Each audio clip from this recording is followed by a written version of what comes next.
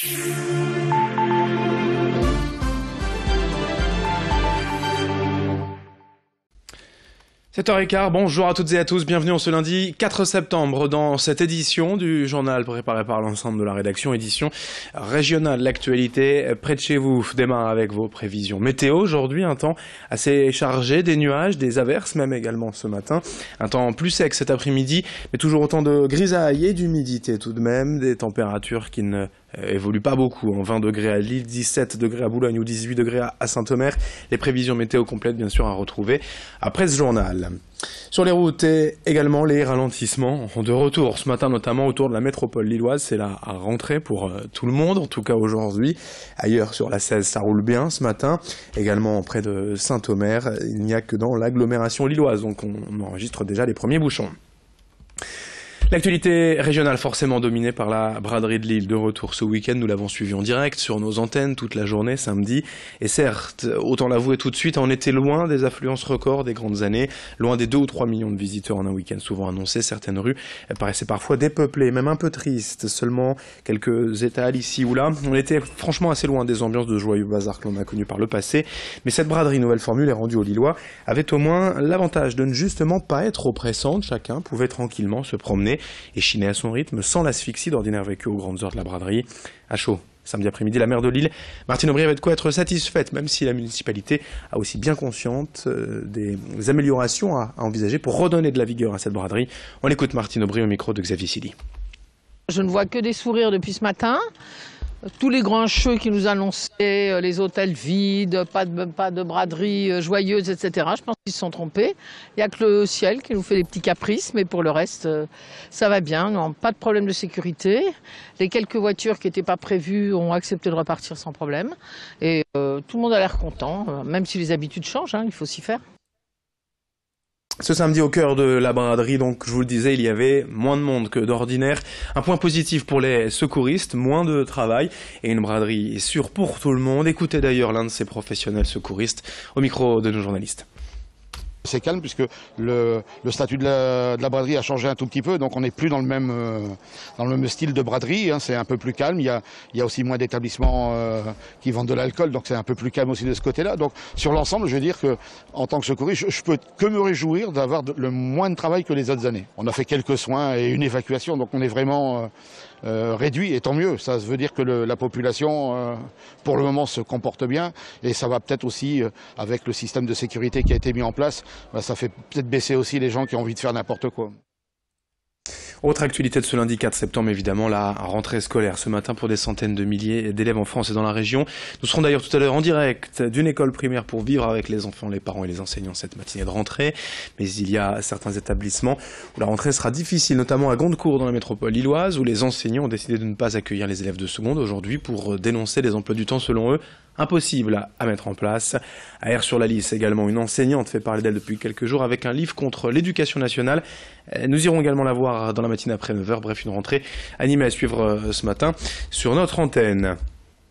À Calais, d'ailleurs, Madame le maire sera aux abords des écoles. Natacha Bouchard a décidé avec ses adjoints d'assurer la sécurité près des établissements scolaires. Pour la rentrée, une opération de communication pour dénoncer les coupes budgétaires dans les contrats aidés qui servaient auparavant à faire cette sécurité. 70% du budget de ces employés en gilet jaune près des écoles était pris en charge par l'État, près de 40 000 €.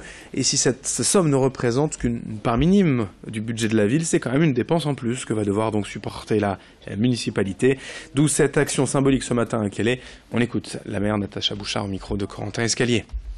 Nous sommes vraiment dans la difficulté puisque nous ne sommes pas en capacité lundi d'ouvrir si les élus n'étaient pas mobilisés, puisque on a beaucoup de difficultés à faire en sorte que les agents de la collectivité acceptent dans leur mission qu'ils ont habituellement de devoir en fait décrocher une heure ou 2 heures dans une journée pour un autre rôle. Ça, c'est assez compliqué, ce qui veut dire très clairement qu'il n'est pas évident que jeudi on réussisse à couvrir l'ensemble des écoles.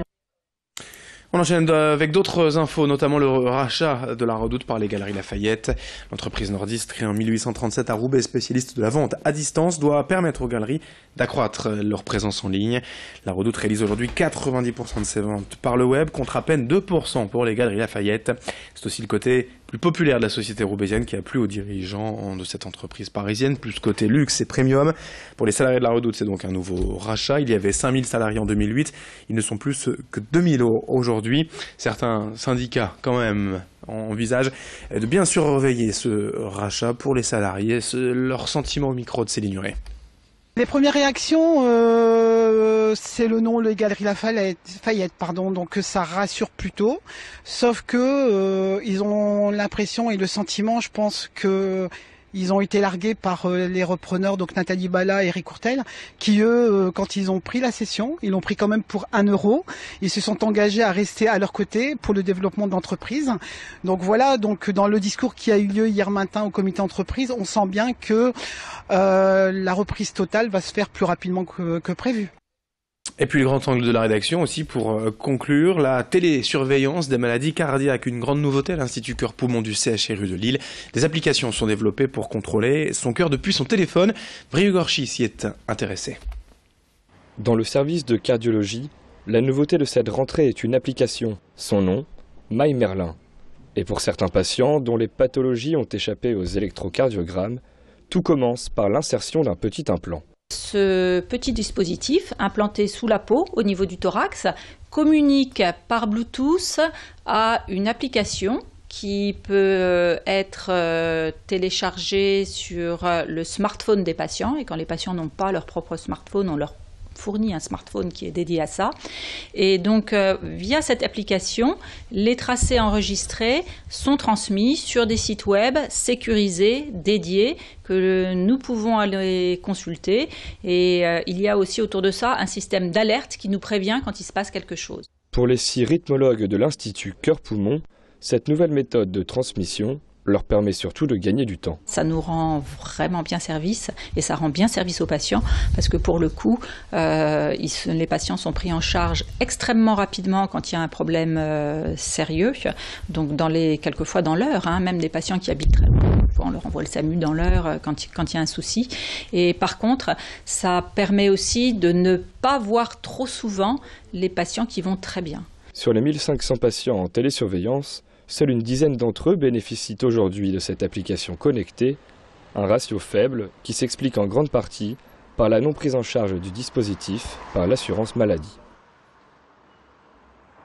Et c'est la fin de ce journal. Dans un instant à suivre vos prévisions météo. Très belle matinée à toutes et à tous.